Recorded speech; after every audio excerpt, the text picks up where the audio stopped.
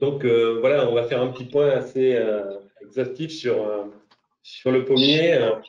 Le programme est effectivement assez important, assez riche. Le programme va donc, on va dire, de la préparation du sol, on va dire, jusqu'à, on va dire, la plantation, le palissage du verger, la formation des jeunes plants fruitiers, la nutrition et même un petit peu des travaux sur la conduite. Alors voilà, je le vois à peu près, il est bien arrivé. Il est Effectivement, en PDF. Est-ce que vous aviez des animations? non, il n'y a pas Non. d'animation, il n'y a pas de OK. souci. OK, parfait. Donc, ben, si vous Super. voulez, on va commencer. Vous l'avez, je pense que vous la visualisez parfaitement. Je pense que toutes les personnes qui nous écoutent le voient parfaitement. J'espère en tous les cas pour eux qu'il n'y ait pas de parasitage. Je regrette de ne pas pouvoir la faire défiler. Donc, diapo suivante. Hein, donc, voilà, effectivement, comme l'a présenté Evelyne, je suis donc en charge des travaux sur la conduite du pommier, donc plutôt sur Langstad, en Dordogne. Donc, voici notre petit programme où, comme je vous ai expliqué, il y a quand même pas mal de points particuliers à voir ensemble. Alors, je ne sais pas comment on va passer les diapos suivantes pour avancer parce que j'ai pas mal de diapositives. Euh, Allez-y, s'il vous plaît, la diapositive suivante. Gérald, oui. Diapositive, s'il vous plaît. Donc, voilà, chaque verger, effectivement, ça demande quand même une certaine attention et un choix parcellaire. Et effectivement, ce choix de la parcelle, c'est capital. Puisqu'effectivement, il va falloir rechercher, on va dire, la meilleure exposition, la meilleure fertilité que ce soit, et faire attention, bien entendu, aux précédents culturales en essayant d'éviter verger sur verger. On va en rediscuter ensuite. Il y a le drainage qui est important, vous le verrez, surtout dans des parcelles un petit peu lourdes ou des terrains trop plats. Nous parlerons aussi de matière organique, notamment des amendements qui sont parfois nécessaires de faire en plantation hein, avant d'installer vraiment le verger et le travail du sol. Alors le travail du sol, c'est important pour nous. Tout ce que je vais vous raconter, c'est vraiment l'expérience que nous réalisons nous un petit peu en Europe et en France. Je pense qu'à travers tout ce que je vais vous dire, il y a des choses qui seront intéressantes à conserver, peut-être d'autres qui ne correspondront pas du tout à vos conditions, bien entendu. Alors, je n'ai pas du tout la prétention de vous dire c'est ce qu'il faut faire, mais plutôt, je souhaite aujourd'hui vous partager mon expérience et vous montrer un petit peu, nous, un petit peu quelle approche on a, on va dire, pour mettre en place de nouveaux vergers, comment on s'y prend. Alors, sur le travail du sol, effectivement, on s'y prend longtemps à l'avance, à savoir que quand on a défini vraiment une plantation 6 mois auparavant, on commence à faire les premiers travaux. C'est-à-dire, on va commencer à décompacter le sol, on va ensuite faire des labours, on va ensuite décompacter encore plus en passant le cultivateur, des herses rotatives afin d'avoir une terre relativement meuble. Et l'objectif, vraiment, c'est tout ça derrière, ça va être de faciliter toujours la reprise végétative du jeune plant et surtout favoriser toujours la croissance linéaire des pousses. Voilà. Diapo suivante, s'il vous plaît. Alors, voilà, vous voyez par exemple deux exemples de préparation de sol où dans un premier cas, effectivement, on a plutôt une bonne préparation parce que même si on est sur un terrain plat, ce qui peut paraître des parcelles, on va dire, souvent parfaites, bien souvent, on a des soucis parce que comme vous voyez, si on ne profile pas suffisamment les parcelles, eh bien, on a des mauvais écoulements des eaux. Et lorsqu'on crée une plantation, lorsqu'on voit, comme vous voyez sur la deuxième image à droite, des endroits où l'eau est retenue avant même plantation, cela veut dire qu'on se prépare effectivement à avoir des ornières à ces endroits-là parce qu'après le passage successif des appareils, on aura bien des difficultés, on va dire, à pouvoir, on va dire, trouver des solutions pour écouler ces eaux. Donc, il faut faire attention à ces petits points-là. Et donc, dans des terrains plats, bien sûr, on cherche à les bomber, à bomber les parcelles et à mettre des drains si c'est nécessaire pour éviter ces conditions-là. Diapositive suivante. Donc, comme je vous ai dit, souvent les plus belles parcelles, on les réserve nous aussi à nos plantations et on a des difficultés année après année à faire, on va dire, faire des rotations de culture parce que nos terres ne sont pas non plus extensives. Donc, pour une bonne préparation du sol, il y a deux cas de figure. On peut avoir donc vraiment, on va dire, une infrastructure qu'on pourrait regarder, qu'on pourrait conserver. Et dans ce cas-là, si vraiment on fait verger sur verger, eh bien, on va décaler, on va dire, le rang de plantation, tout simplement. On va le mettre dans l'interrang de la plantation précédente. De même, au niveau, si vous voulez, des arbres, eh bien, on va essayer effectivement de les planter, de planter de nouveaux arbres, mais vraiment pas du tout à l'emplacement. Effectivement, si on gardait l'infrastructure, parce que le palissage, parfois, il peut être conservé, eh bien, on va essayer de décaler, faire une plantation entre les deux précédents arbres qu'on a arrachés, quoi. Voilà un petit peu des petites astuces. Ensuite, bien entendu, on va chercher une variété un petit peu plus vigoureuse, si c'est possible, et un porte-greffe un petit peu plus vigoureux. Actuellement, effectivement, tous nos vergers ont été installés sur du neuf, mais effectivement, de plus en plus, on tend, on va dire, à trouver d'autres solutions avec le géant, ce qui me paraît bien adapté à nos conditions, en tous les cas. Ensuite, il y a la hauteur du point de greffe à la plantation. Ça, c'est un autre point où on peut effectivement le mettre vraiment, le point de greffe, juste vraiment à quelques centimètres du sol. Toutefois, attention, on a tendance de plus en plus à mécaniser également nos plantations, à utiliser des tarières.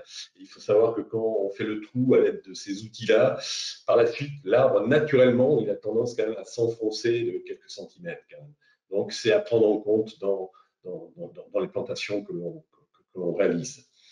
Et également, pour pallier aussi les problèmes de manque de vigueur qu'on pourrait avoir en replantation, une pratique qui marche assez bien, c'est d'ajouter effectivement dans le trou de la plantation de la matière organique qui est en dessous à peu près.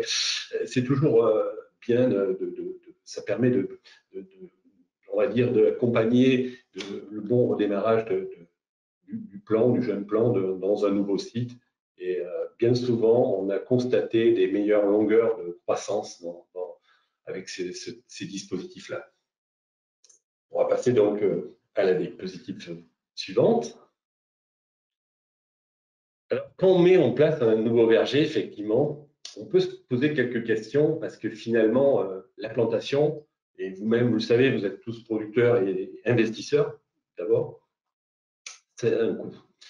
Et c'est vrai que ce coût, il doit se justifier. On doit se poser vraiment les bonnes questions avant de planter, à savoir pourquoi on cherche à planter. Est-ce que c'est vraiment pour augmenter sa production, changer de variété, changer de conduite, ou alors tout simplement peut-être mécaniser son verger, ou renouveler tout simplement un ancien verger, quoi.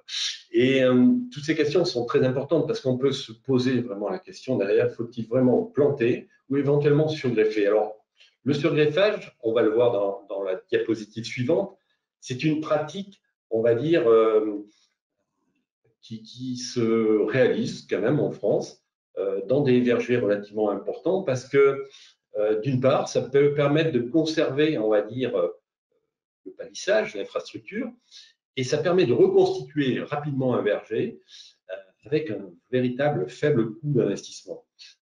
Bien sûr, il y a l'intervention de greffage et d'accompagnement, bien sûr, les années suivantes, mais rapidement, on peut mettre en place un nouveau verger. Et comme vous le voyez sur les photos, la plupart des temps, les techniques qui sont faites, c'est qu'on fait un talon à la tronçonneuse, hein, et ensuite on ajoute, on va dire, deux greffes en incrustation de part et d'autre pour reconduire, on va dire, une nouvelle haie fruitière, mais souvent, comme les distances précédentes de plantation elles étaient relativement larges entre deux arbres, souvent 1,50 m, eh bien, en fin de compte, ces techniques-là, avec deux greffes, permettent de mettre plus d'axes, on va dire, à l'hectare. Donc, on va poursuivre hein, pour vous montrer d'autres. La diapositive suivante vous montrera d'autres diapositives. N'hésitez pas à passer la suivante. Gérald, est-ce que tu peux passer à la suivante? J'essaie. J'essaie.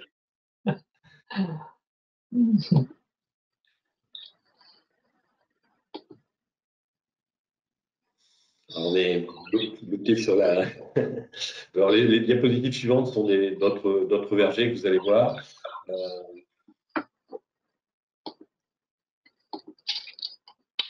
Bon, je ne sais pas pourquoi, je ne le vois plus, là, mais je vais le retrouver. Pendant que Gérald cherche, Laurent, est-ce que vous pouvez nous expliquer ce qu'on voit? Parce que le tronc, en fait, on voit les greffes sur un tronc qui est vraiment gros, c'est ça? On voit les petites greffes là, à gauche sur l'image de gauche, c'est ça?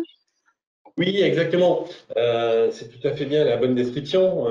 Vous voyez, ça a été fait, on va dire, avec.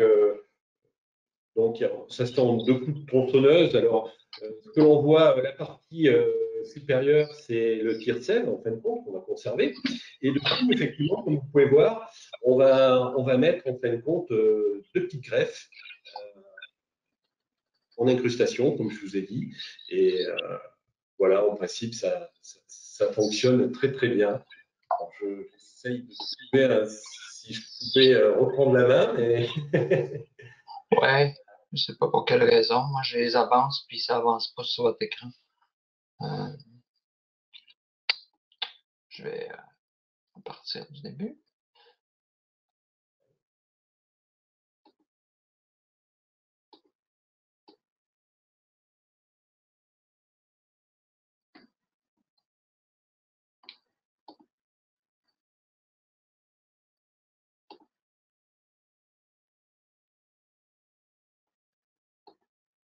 S'excuse auprès de tout le monde. et, C'est pas. On avait fait une pratique, tout allait bien, ben oui, on mais était. parfois la technologie ne collabore pas. Vraiment pas. Je collabore vraiment pas. Je vais pourtant réussir. C'est dommage.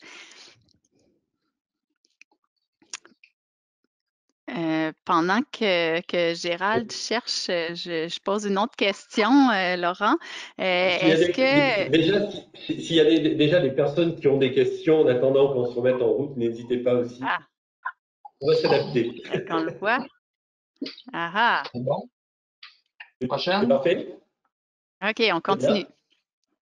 Voilà, donc vous voyez un autre chantier, alors là c'est dans le sud-ouest, c'est dans ma région, où vous voyez que, en fin de compte, là dans ce verger-là, l'infrastructure a été conservée, vous voyez les filets au-dessus des arbres, vous voyez les poteaux, et vous voyez donc que là aussi, il y a 2 greffes qui ont été mises de chaque côté, et on accompagne, on va dire, les greffes, là, la croissance avec, vous voyez, une ficelle tout simplement qui remonte en haut, et qui va nous permettre d'enrouler, on va dire, les greffes autour, et éviter surtout que les oiseaux s'y reposent et éviter des castes malheureusement accidentelles liées à tout simplement des oiseaux passagers, quoi.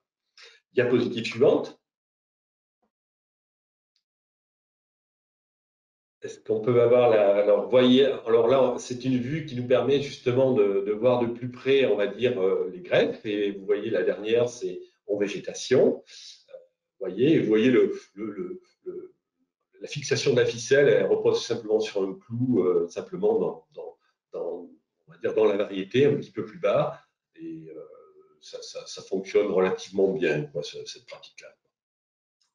On va poursuivre la diapositive suivante et vous allez voir, voilà le verger tel que je vous l'ai décrit avec l'infrastructure. Là, on est en fin de première année. Vous voyez les greffes. Bon, alors mes photos sont pas assez peut-être rapprochées, mais elles font à peu près dans les 70-80 cm de hauteur. Et puis, la diapo suivante vous présente vraiment le verger après 4 ans, vous voyez. Là, vraiment, on a un verger installé et un verger prêt à produire, quoi. Vraiment, et qui a déjà produit en 3e feuille, bien entendu. Hein. Ça va très très vite quand même. Et là, ça nous permet de changer rapidement de variété sans, on va dire des investissements démesurés parce que quand même, ça a un coût, la mise en place d'un verger. Et là, c'est une solution quand même qui est quand même toujours d'actualité. Est-ce que ça marche sur toutes les variétés? D'après le producteur qui fait beaucoup d'interventions sur tout ce qui est Braeburn, Gala, il n'a eu jamais aucun problème. on a des taux vraiment de reprise au greffage qui sont quasiment très très élevés, proches de 100%. Sur Fuji, la variété Fuji qu'on avait cherché à surgreffer, là par contre on avait eu des mauvaises reprises. Donc ça ne peut pas peut-être marcher pour toutes les variétés, mais quand ça marche bien, c'est quand même relativement intéressant. Diapositive suivante. Vous voyez donc, vous voyez très très bien les axes comme je vous expliquais une fois installés. Alors maintenant, on va passer à la plantation, diapositive suivante aussi. Donc là, effectivement, l'investissement il est beaucoup plus important et bien entendu, dans ce cadre-là, ce qui est très important pour nous, les producteurs, c'est vraiment de faire en sorte que le système, comme il est très important en investissement, on ait des retours sur investissement rapides. Alors pour cela, on va essayer de bien sûr choisir, encore une fois, toujours les meilleures conditions, une bonne préparation de sol, la variété et le porte-greffe, bien sûr, le meilleur. Et là, ce qui est important, c'est les distances de plantation entre rangs, en fonction, bien entendu, de la conduite que l'on va chercher, on va dire, à obtenir. Il faut bien penser qu'aujourd'hui, j'insiste bien, mais c'est pas une mince affaire de mettre en place un verger, puisque le verger d'aujourd'hui, c'est le verger, on va dire, des années 2030 et même 2035 peut-être pour certains. Donc, il y a quand même une bonne réflexion à avoir, quand même, par rapport aux évolutions qui sont à venir. Et ceci, c'est vraiment important à prendre en compte, voilà, pour l'avenir de l'exploitation et les performances du verger, du jeune verger. Diapositive suivante. Voilà, ce qui est important, souvent, je le dis, c'est des images qui, si vous pouvez les retenir, mais comme vous voyez dans la première partie, les vues 1, ce sont des vues on va dire, de vergers qui sont en jeunes, on va dire en quatrième, septième feuille, septième année de production, des vergers qui sont relativement jeunes. Et en dessous, c'est les mêmes vergers, si vous voulez, plus âgés, à partir de la 8e à la 15e année. Et ce qu'on voit, c'est que selon les distances de plantation, si vous voulez, les distances entre arbres, lorsque le verger est jeune, vous avez beaucoup de zones de non-production. Et à droite, si vous faites par exemple des conduites avec des plans plus resserrés sur le rang, c'est-à-dire vous êtes à 3 pieds à peu près de distance entre arbres, et bien là, vous verrez que ces zones bleues, il y en a beaucoup moins. Et en vieillissant, effectivement, il n'y en a pratiquement plus, ou très peu. Alors que, effectivement, en bas à gauche, dans les arbres trop espacés, on a à la fois toujours des espaces bleus qui sont présents, mais également des zones où on a des dégarnissements de branches. Et là également, c'est quand même important à dire que c'est des zones non productives et qui peuvent nuire au rendement final du verger.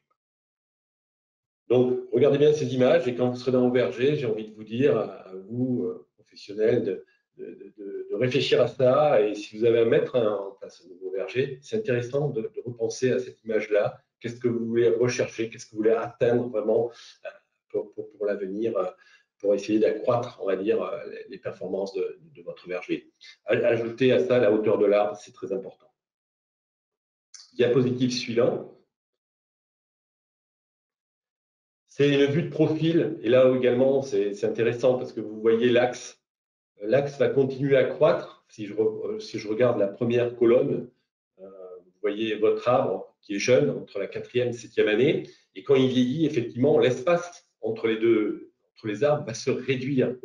C'est un espace parfois qui est difficile parce que on a besoin de passer tout le matériel, toutes les plateformes, les tracteurs régulièrement, et donc c'est une problématique. Alors que lorsqu'on est en conduite, on va dire, plus étroite, type maximum ou mur fruitier, effectivement là, l'espace, il va être beaucoup plus, on va dire, maîtrisé, tenu dans le temps, et ça va permettre de concevoir des fruitières, on va dire, qui sont mieux adaptées, on va dire, à certaines formes de mécanisation. Diapositive suivante. Voilà exactement ce que je voulais vous montrer là, c'est simplement deux fruitières. À gauche, vous avez des plants monoaxes et à droite, des plants biaxes avec des espaces, vous voyez, les flèches qui sont beaucoup plus, on va dire, éloignés, hein, les biax, ils sont plantés là à 1,50 m, voire bien 1,50 m. Et finalement, vous voyez, la haie fruitière, elle est bien remplie toutefois du côté biax comme du côté monoaxe, qui est lui planté à mètre. Diapositive suivante. Alors la qualité des plants, c'est très important. Comme vous pouvez le voir, là, c'est des plants qui sont en pépinière. Effectivement, quand on parle de qualité des plants, on va rechercher effectivement une bonne hauteur de plants. Donc là, c'est des plants qui font à peu près 1,80 m, avec vraiment un bon nombre d'anticipés par axe. Et sur chaque plan, un nombre d'anticipés important. Alors, bien entendu, ce qu'il faut, c'est la partie aérienne, mais également une bonne partie racinaire pour avoir un très très bon équilibre, on va dire, et une bonne reprise à la plantation. Donc, vous avez des plans des fions de nom sur la photo de gauche, des plans epsilon qu'on appelle préformés en pépinière, à partir d'un porte-greffe qui est, on va dire, préformé en 2 axes, qui permet également d'avoir ce fameux biaxe préformé, on va dire, directement en pépinière que l'on met en verger directement. Toujours pour gagner du temps. Diapositive suivante. Voilà, ça c'est des plants de poiriers que l'on va planter d'ailleurs, dès que les conditions seront meilleures, parce qu'actuellement on a trop d'eau en France. Mais vous voyez, le plan, la hauteur du plan final, elle est aux alentours, vous voyez, de 1,50 m quasiment, ce qui correspond pour vous à 6, presque 60 pieds. C'est quand même des hauteurs importantes. Alors, le plan d'un an, on peut avoir tout à fait des développements relativement importants, ces plants issus des pépinières, avec de nombreux anticipés.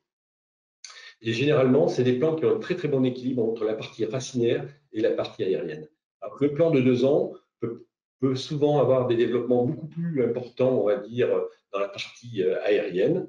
Mais parfois, effectivement, lorsque les appareils, on va dire, coupent les racines et, on va dire, sortent ce matériel-là des pépinières, parfois, malheureusement, les racines sont un petit peu coupées trop courtes et la partie racinaire est vraiment un petit peu insuffisante par rapport au développement aérien.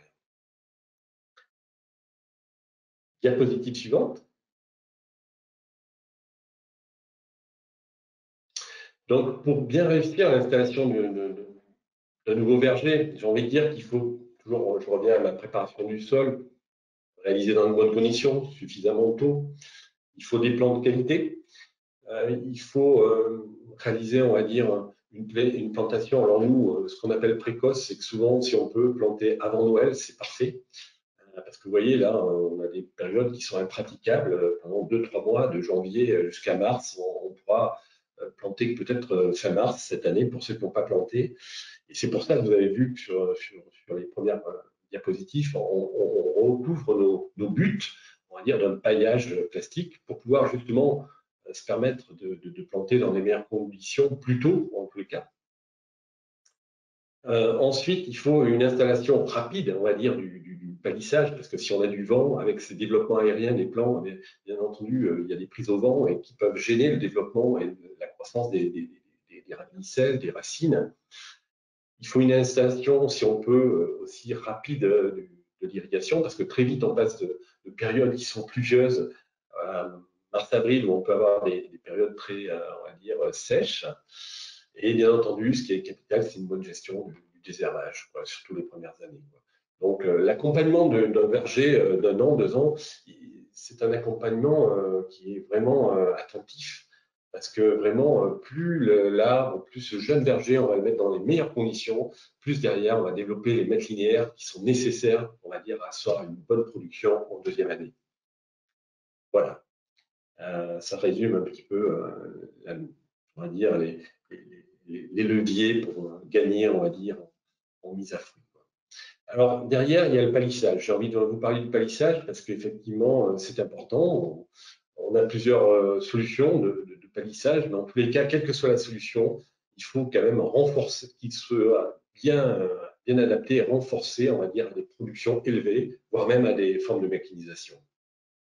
Donc, il y a plusieurs poteaux possibles envisageables, c'est bois, béton, métallique. Mais c'est vrai que le bois est actuellement le plus utilisé, je vous rassure. Mais toutefois, on rencontre beaucoup de problèmes sur le bois parce qu'on n'a pas les mêmes traitements qu'on avait auparavant. Et à présent, on a beaucoup de poteaux bois qui, après 7-8 années, rencontrent des problèmes de casse, ou, si vous voulez, des problèmes où le bois, on va dire, dans la pérennité du verger, présente des difficultés, on va dire, de longévité. Alors ensuite, voilà, on va passer à la diapositive suivante. Voilà un exemple de verger avec, vous voyez, poteau bois. Donc, pour pallier ce que je vous disais, les problèmes de bois, ben, on prend aujourd'hui des sections un peu plus importantes. Et vous voyez, on arrive parfois à casser des poteaux et rechanger un poteau, c'est quand même toujours compliqué, quoi. Donc, en verger, on met un poteau, vous voyez, je vous ai mis tous les 6 à 9 mètres qui correspond pour vous à 29 pieds. Diapositive suivante. Voilà un exemple de poteau béton qui se développe parce que certains producteurs sont déçus du bois et recherchent des formes plus solides. Bon, c'est une solution. Toutefois, ce n'est pas non plus l'idéal parfois, parce qu'en cas de choc, le béton, il peut casser et ça pose aussi des difficultés à changer parce que c'est des poteaux qui sont très lourds aussi. Ce n'est pas évident non plus à changer. Et donc, ensuite, vous voyez, on a d'autres formes qui arrivent, qui sont des poteaux métalliques qu'on appelle. C'est des poteaux ZAM, c'est-à-dire zinc, aluminium, magnésium. C'est un alliage. Alors, l'avantage, c'est qu'ils sont très légers, ils se portent sur l'épaule. Un poteau de 5 mètres, il n'y a aucun souci. Donc, pour le transporter, même des poteaux de, je dirais, de 5,80 m, il n'y a pas de problème. Ces poteaux-là sont, on va dire, garantis 30 ans. Et ensuite, l'avantage qu'ils ont, c'est qu'ils peuvent être recyclés. Donc, ils ont plusieurs intérêts, quoi. Donc, voilà, d'autres solutions, on va dire, pour installer, on va dire, un palissage, on va dire, robuste. Et bien entendu, il faut mettre quand même des fils, 4 à 5 fils. Et le nombre de fils va dépendre, on va dire, de sa hauteur du verger. La hauteur de verger, comme vous avez parlé, c'est aux alentours de 3 mètres. On va dire, on va être entre 3,30 m et 3,80 m. Et c'est vrai que ceux qui cherchent à faire un peu plus de productivité cherchent à élever un petit peu leur verger jusqu'à 3 mètres, 3,60 m, quoi, à peu près. Au-delà, 3,80 m, il y a quasiment personne parce que plus effectivement la hauteur du verger est élevée, toutefois, plus la pomme reste chère à aller chercher. Diapositive suivante. Alors, on va passer à la formation des plants. C'est effectivement intéressant. On va dire, vous allez voir les photos suivantes.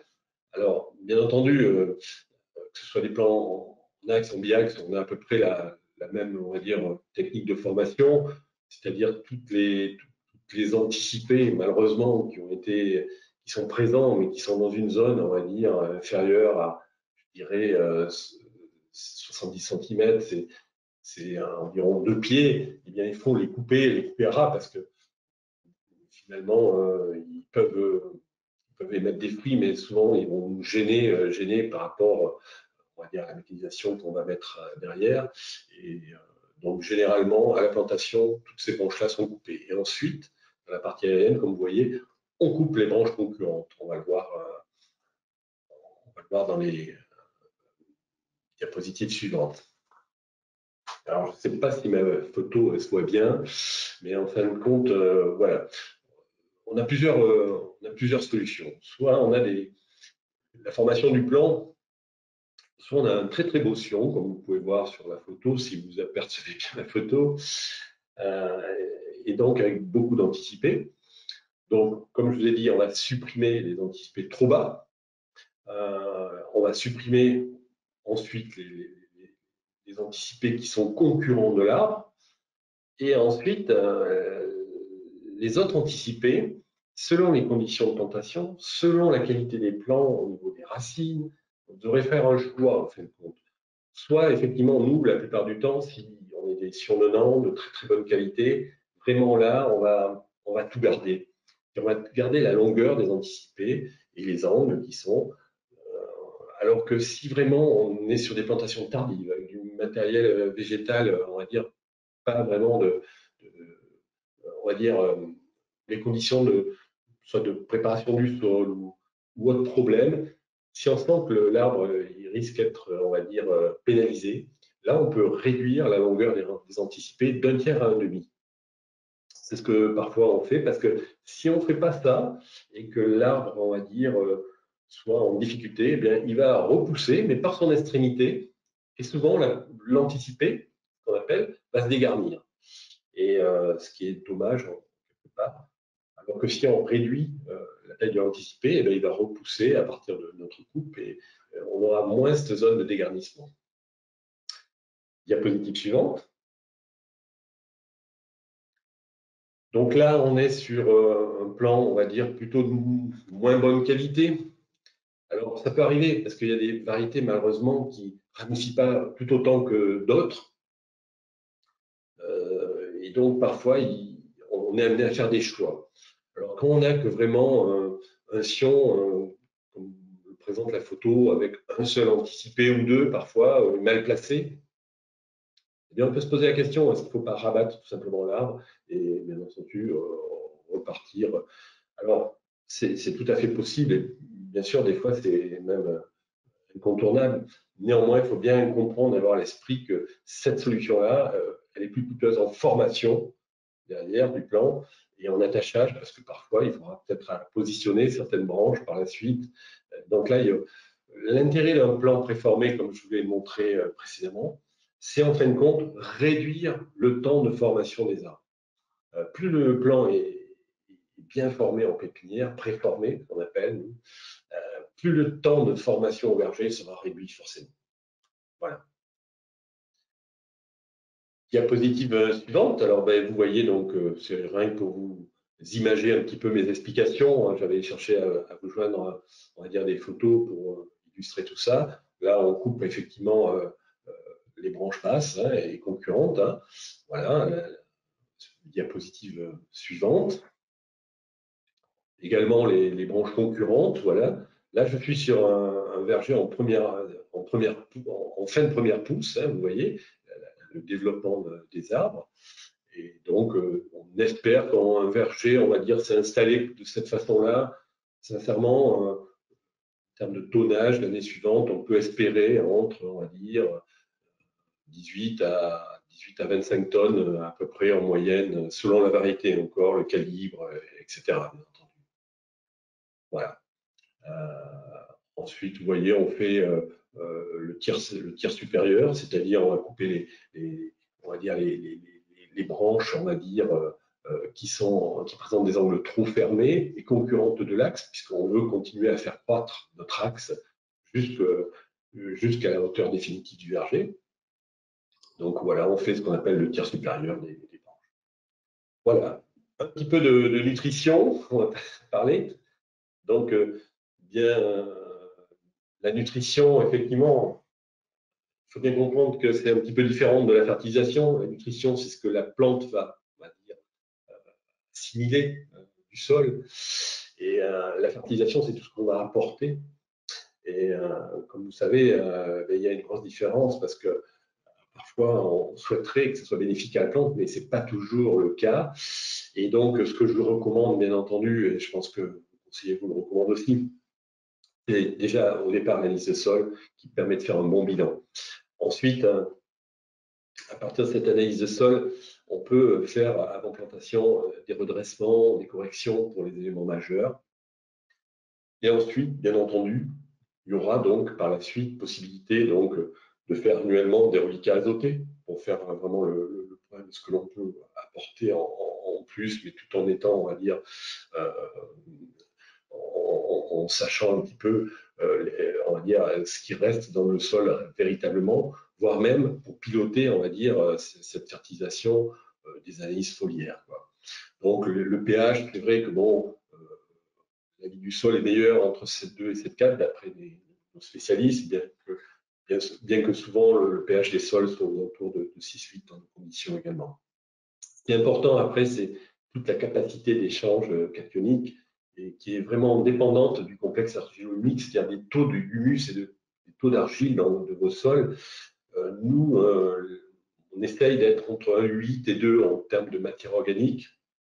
Et encore une fois, nos spécialistes nous disent qu'au-delà de 3% de matière organique dans les sols, c'est pas nécessaire d'aller au-delà parce que c'est pas pour ça qu'on aura plus de, on va dire, malheureusement, de rendement, quoi. Alors, ce qu'il faut savoir, ce qui est important, c'est que par expérience, et je l'ai pratiqué, et j'ai trouvé que c'était assez positif, c'est d'apporter parfois, s'il manque de la matière organique, pendant, on va dire, le développement du verger. Ça peut être en 4e, 5e ou 6e année. Si on constate vraiment qu'il y a un manquement au niveau de la matière organique, on peut rapporter la matière organique localisée, on va dire, de part et d'autre de l'arbre, sur à peu près, on va dire, sur le rang, sur, on va dire, 3 pouces, 3 pieds de chaque côté de l'arbre.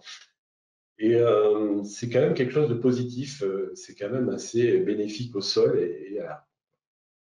Et bien entendu, il faut vérifier les rapports carbone-azote, qui est un très bon aussi indicateur, on va dire, de l'état du sol, quoi.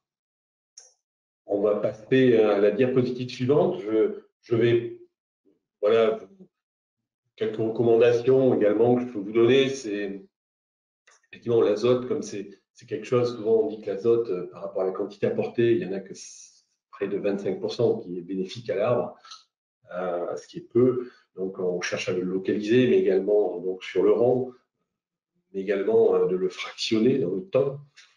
Ce qui est important, c'est d'avoir une bonne irrigation parce que toute cette solution du sol qui va aller à l'arbre, elle va dépendre aussi de la qualité un petit peu de l'irrigation. Il ne faut pas être surirrigué, mais il faut être bien irrigué.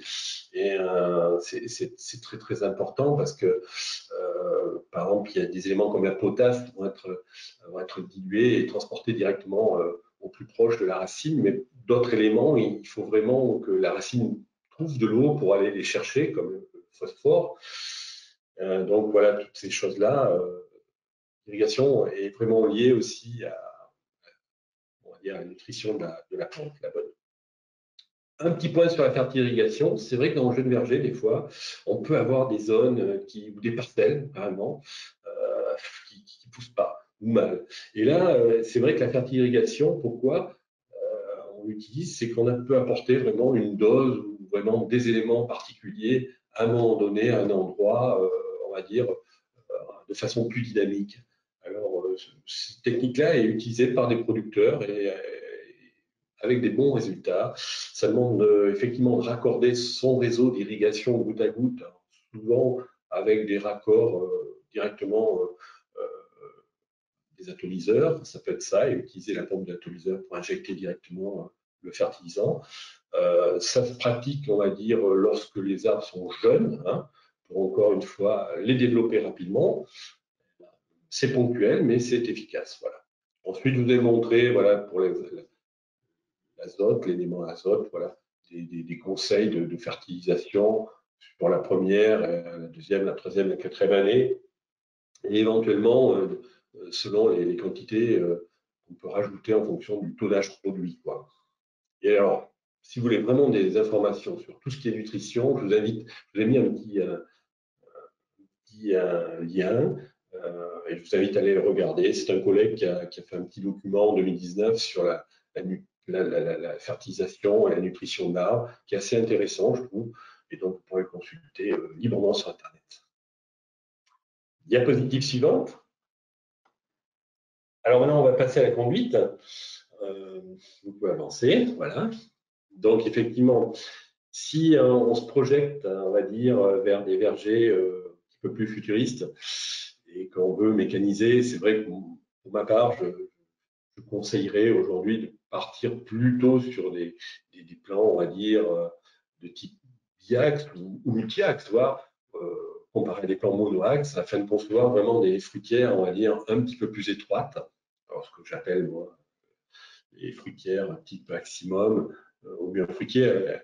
Et bien sûr, de rechercher, parce que je pense que pour demain, on aura toujours des difficultés de trouver, en tout cas en Europe, de la main-d'œuvre qualifiée, et on a à faire face, on va dire, à des personnes qui ne connaissent pas forcément, ou qui n'ont pas une connaissance élevée de la plante, de la taille, des travaux, on va dire, en arboriculture.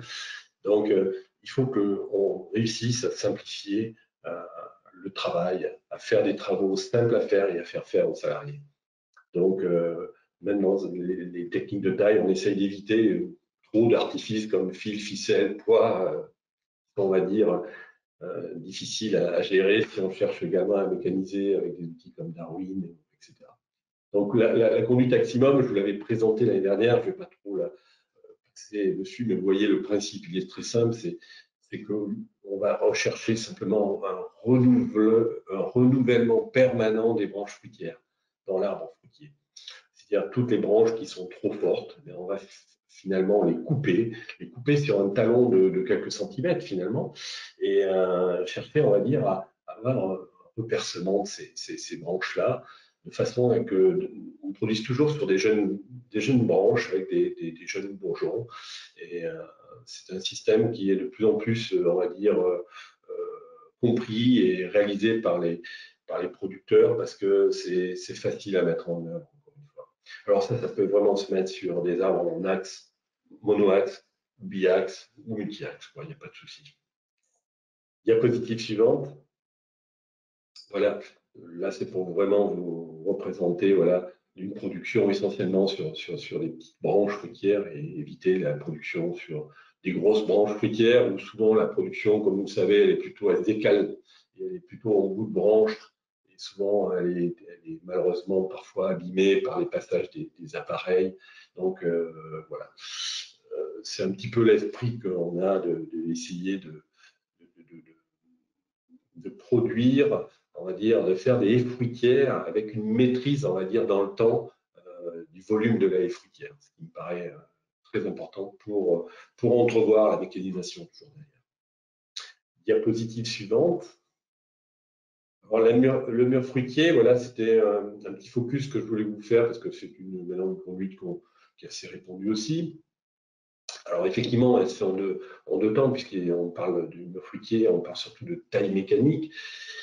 Et donc, il faut bien comprendre que c'est une taille, on va dire, c'est une simplification du travail. Alors, comme on voit sur les premières photos, on utilise des laniers soit à couteau ou soit à section, qui permettent de faire des coupes plus propres.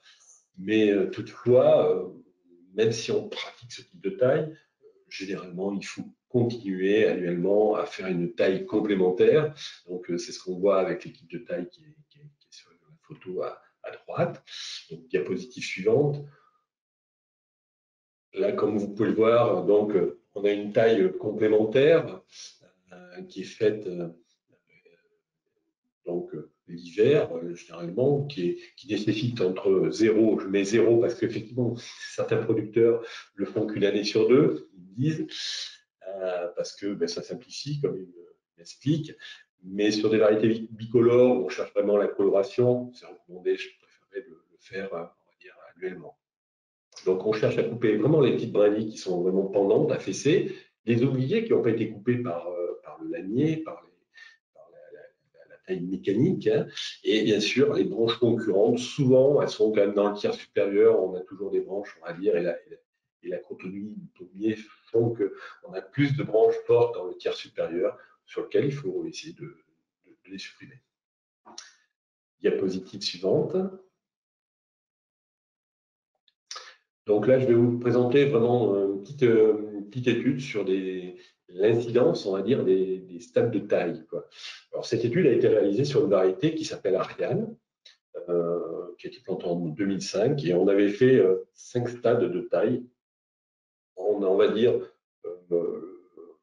on avait fait une taille hivernale, qui est généralement vigorisante, et donc, pour cela, pour contrer cette vigueur, on avait utilisé un régulateur de croissance qui est du prohexadium de calcium. Bon, là, j'ai mis la marque, c'est pas très bien, mais voilà.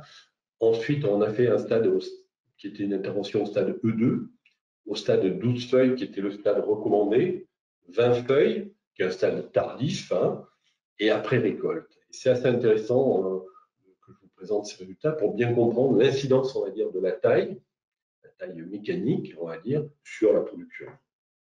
Alors, on va voir donc les résultats dans la diapositive suivante. Déjà, le retour à fleurs. Alors, je vous ai mis en rouge parce que vous voyez mon tableau. Alors, je vous explique le tableau. J'ai toujours un peu des tableaux un peu compliqués. J'aurais pu simplifier, mais je vous ai présenté un tableau année par année. Vous voyez les années qui sont situées en bas de mon graphique, 2008, voilà, jusqu'à 2012. Et donc, chaque année, pour chaque type de conduite, je vous ai mis, en fin de compte, les retours à fleurs. Et en rouge, je vous ai présenté le stade E2, qui est juste avant la fleur. Et on voit que finalement, ce stade 2, il est intéressant parce qu'il permet souvent un bon retour à fleurs. Mais le stade 12 feuilles, qui est juste à côté, en bleu, cerclé, permet également de très très bons retours à fleurs également. Alors, il y a l'année peut-être 2012 qui était un petit peu plus difficile. On voit bien l'effet de l'année et puis l'effet des stades.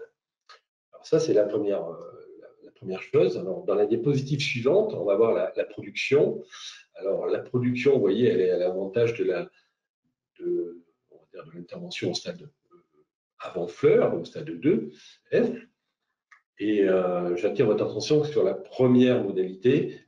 Elle a été mise en cours d'année, donc on a simplement une année en moins quand même de productivité. Donc elle est à 200, mais elle est pénalisée par une année en moins. Mais on voit toutefois que le stade 12 feuilles finalement et les autres sont proches, et on voit un détachement, on va dire, un petit peu du stade 2F, quoi. Voilà, on va voir dans la diapositive suivante pourquoi. Diapositive suivante. Alors là, encore, je vous mets des tableaux un peu compliqués, excusez-moi. On voit finalement que le stade 2, alors finalement, permet souvent d'avoir des fruits, on va dire, de calibre un petit peu plus gros. Et ça se comprend puisqu'on taille sur fleur. Et cette taille-là, c'est un premier éclaircissage, encore une fois, et c'est bénéfique bien souvent au calibre des fruits. Alors que le stade, si vous voulez, 20 feuilles, 12 feuilles, parfois le stade 12 feuilles peut être affecté par des conditions, on va dire, après des conditions post-rognage mécanique qui vont être difficiles parce que l'arbre, on va lui couper du feuillage et on va traverser une période, par exemple une période de sécheresse, une période où on va avoir des températures élevées. En tous les cas en Europe, c'est ce qu'on a souvent l'été. Maintenant, on a des genres de canicules et ça peut affecter, on va dire, parce que quand les températures sont trop élevées, c'est vrai que l'arbre il est plutôt en résistance, hein, et donc ça peut affecter un petit peu le calibre des fruits. Donc, diapositive suivante, c'est intéressant, elle me paraît assez parlante aussi, cette diapositive, parce que vous voyez, finalement, on voit année après année l'effet année sur le sucre, mais on voit systématiquement, et on avait des résultats parfois bien significatifs, que le stade 2 pénalise en aucun cas la qualité des fruits. Alors que si on va à l'extrême, un stade 12 feuilles, voire même 20 feuilles, et bien là, on voit que finalement, on a bien souvent des taux de sucre chaque année inférieurs. Vous voyez, et ça explique bien un petit peu ce stress qu'on peut avoir. Alors, bien entendu, ce que je veux vous faire comprendre, c'est que plus effectivement on taille tardivement, hein, stade 12 feuilles, voire 20 feuilles, il faut faire attention parce que c'est des tailles qui sont très affaiblissantes, qui peuvent avoir une incidence sur la qualité des fruits, sur même la qualité. Et une taille, je dirais, on va dire au stade E2, une incidence, on va dire, sur la qualité des fruits. Alors, il y a d'autres stades que je n'ai pas trop parlé, mais qui sont intéressants, comme vous voyez sur le graphique, c'est le stade tout simplement après récolte aussi. Il y a des professionnels aussi qui le font. Et ils en sont assez satisfaits parce que derrière, ils estiment que ça prépare bien aussi le verger pour faciliter les interventions hivernales. C'est pratique, quoi. Bon, c'est aussi des solutions et c'est surtout pratique dans le sens où après récolte, c'est plus facile à faire qu'avant fleur où on doit jongler entre les éclaircissants, si on fait des éclaircissants sur fleurs, mécaniques ou chimiques. On a les traitements, on va dire, fongicides contre la tablure. Donc, plus la taille, c'est quand même des moments charnières qui sont un petit peu délicates. Et parfois, on n'a pas toujours tous les moyens pour faire tous ces travaux en même temps. Diapositive suivante. Alors là, je vous ai mis finalement, c'était clé. C'est vraiment un petit résumé pour si vous vouliez faire du en mur fruitier, pour vous rappeler vraiment les points à ne pas manquer. Donc, on va les revoir ensemble, mais on en a vu particulièrement plusieurs, à savoir le choix du site, le choix du porte-greffe, une bonne qualité de matériel végétal, ça on en a parlé, ça me paraît très important si on peut l'avoir. Bien choisir ses distances de plantation, une surface de production fruitière que j'ai mentionné SPF. Alors, on estime nous entre 13 000 et 17 000 mètres carrés par hectare. C'est tout simplement la hauteur totale de votre verger, moins les centimètres qui ne sont pas productifs, le tronc, et multiplié par les deux faces de l'arbre. On doit arriver à ce ratio à peu près qui est entre 13 000 et 17 000 mètres carrés. Ensuite, il faut un bon palissage. Hein. On en a parlé, c'est important pour la mécanisation et c'est important pour le mur fruitier. L'orientation des rangs, effectivement, préconise enfin, une orientation nord-sud, bien entendu. Et bien entendu, les premières années, on favorise la croissance des arbres. Ça, c'est pour la mise en place et l'implantation d'un jeune verger en mur fruitier. Ensuite, la diapositive suivante.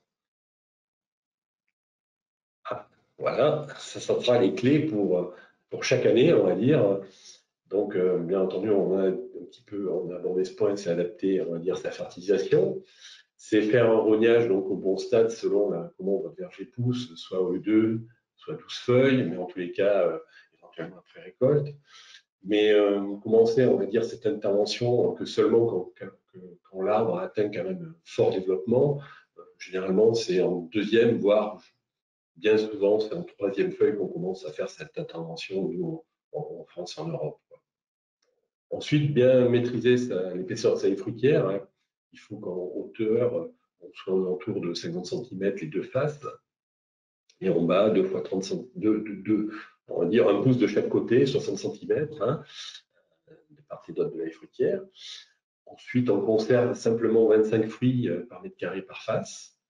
Et ce qui est important, j'attire votre attention, c'est la porosité, on va dire, de cette haie fruitière. C'est un mur fruitier, certes, mais il faut qu'il soit poreux à la lumière. En quelques mots, il faut que quand vous soyez dans le verger, que vous puissiez, en végétation, percevoir, on va dire, la rangée après, quoi, votre haie fruitière. Et si vous arrivez à quand même avoir suffisamment d'espace, de petits trous pour percevoir votre rangée derrière, ça vous permet de vous dire que votre haie fruitière est suffisamment poreuse à la lumière. Quoi. Ensuite, ce qui est important, c'est bien veiller à la repousse, à la longueur des pousses après rodage, ce qui vous indique si vous avez un verger très vigoureux ou justement vous êtes quand même sur quelque chose qui a du mal à croître. Et ça nous permet d'adapter un petit peu vis-à-vis le premier point qui est la fertilisation. Et enfin, en taille d'hiver, c'est la taille AOC que je vous ai présentée, ou CA comme on veut, où on enlève les affaissés, les concurrents. Voilà, et quand même, je recommanderais de faire cette taille-là annuellement, si c'est possible. Ensuite, diapositive suivante. Voilà, on arrive à la conclusion. J'espère que je n'aurai pas été trop long. Et je regrette encore pour ces petits déboires de présentation. Effectivement, concevoir un nouveau verger, sincèrement, je pense que c'est indispensable pour vraiment adapter notre production vraiment aux besoins des consommateurs de demain. C'est vrai que c'est un tournant. On doit réussir à franchir ce cap pour les futures années. Certes, c'est un investissement important, donc c'est vrai que c'est nécessaire d'avoir une recherche active, on va dire, de nouvelles solutions, on va dire, pour, on va dire, simplifier notre conduite, mais également permettre, on va dire, de mécaniser davantage notre production, parce que je pense que demain, nos vergers, on pourra utiliser plus d'outils tels que Darwin pour l'éclaircissage, des outils comme les feuilleuses, des outils peut-être même voir qui nous permettront de récolter mécaniquement les fruits.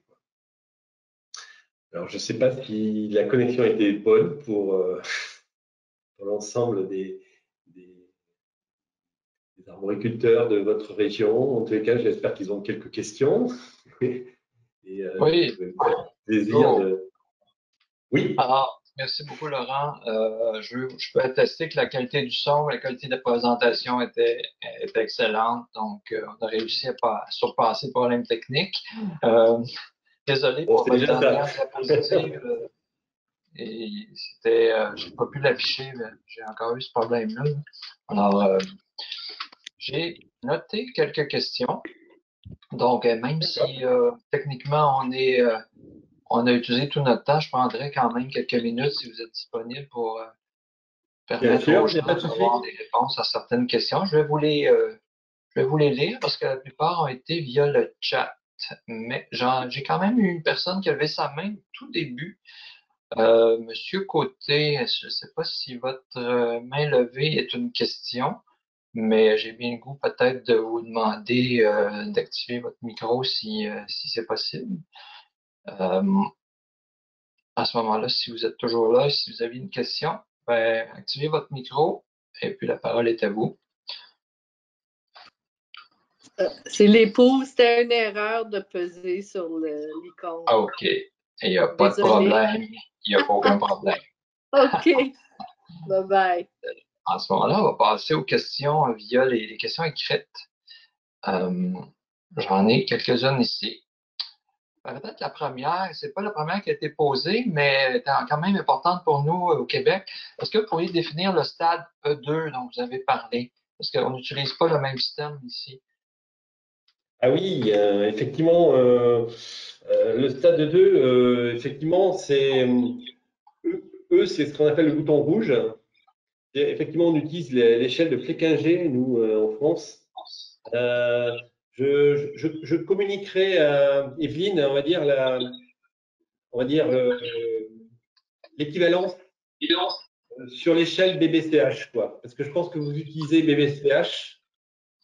Et donc, ça doit correspondre aux alentours de 60, 61 ou 63, mais je voudrais vérifier quand même. De tête, ça va être dans les 61 ou 62, par là.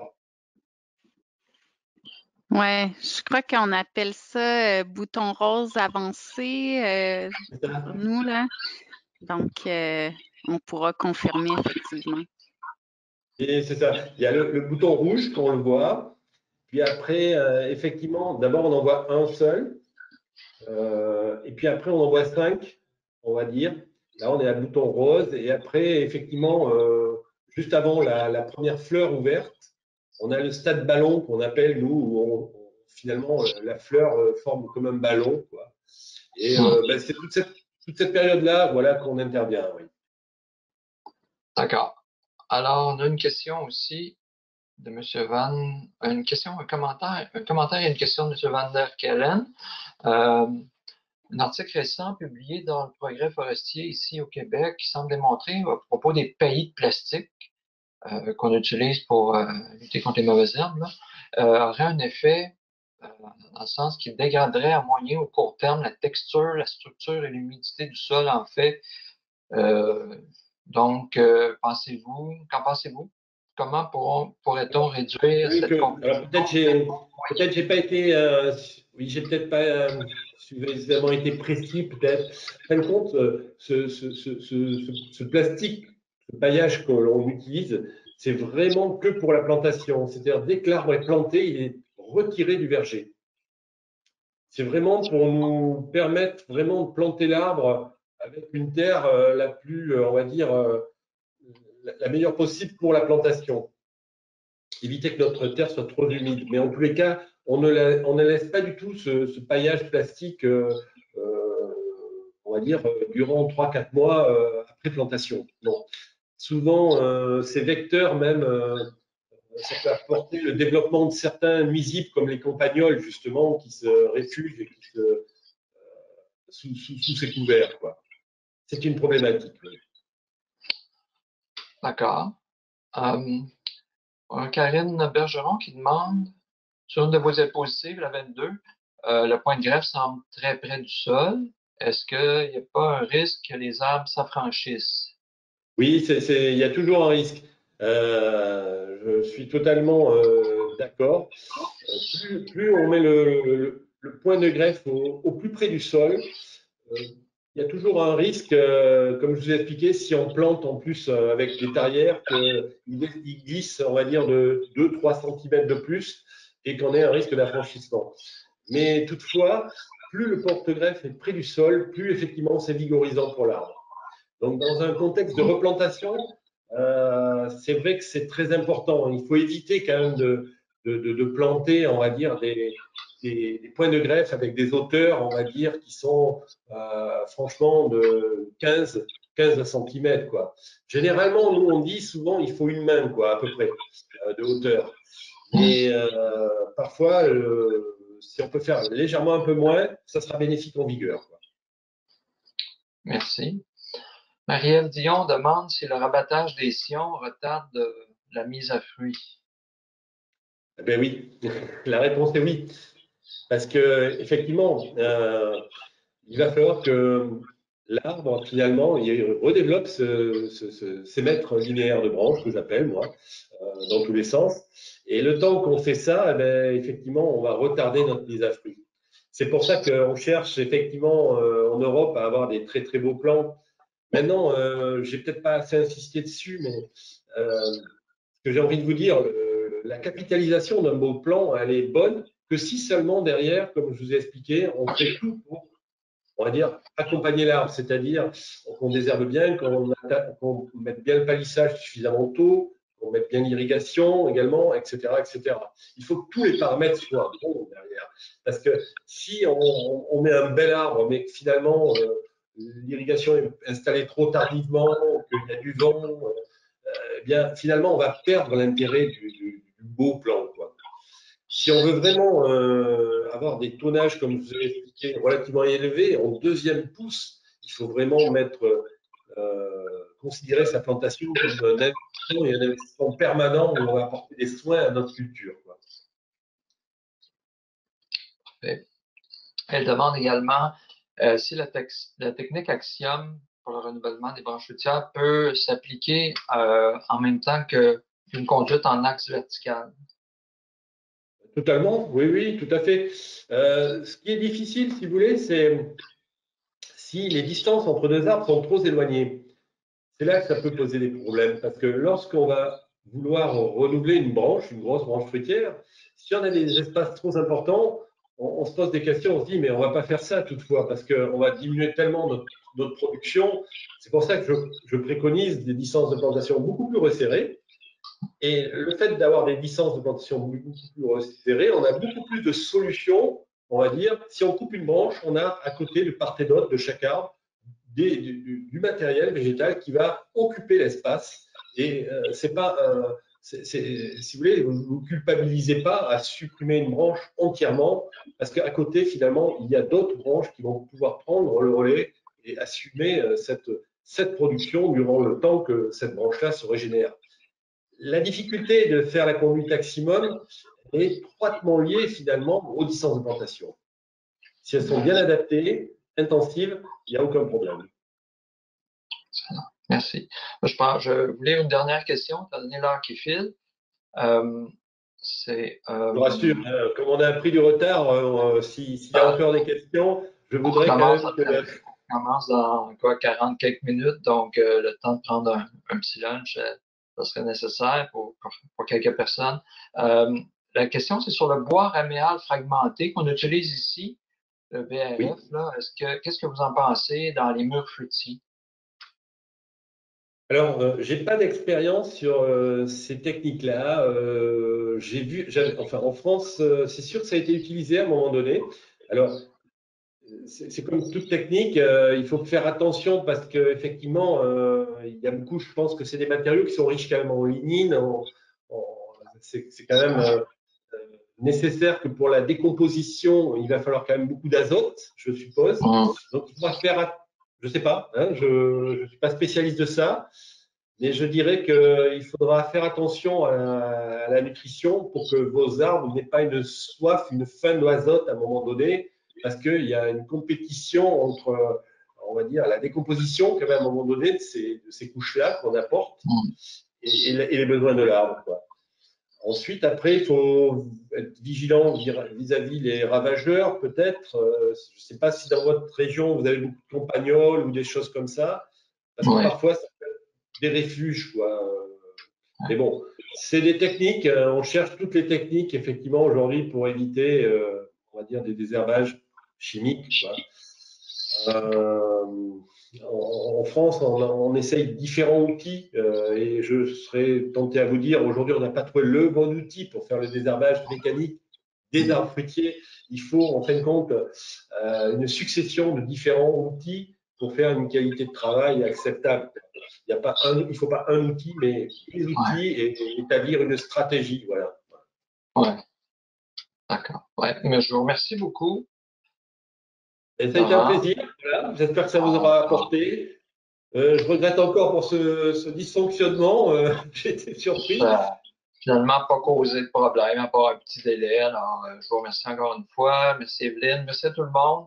Puis, pour ceux qui nous rejoignent cet après-midi, on se revoit cet après-midi. Merci à vous. À bientôt. À très bientôt. Plaisir de vous revoir. Et voilà.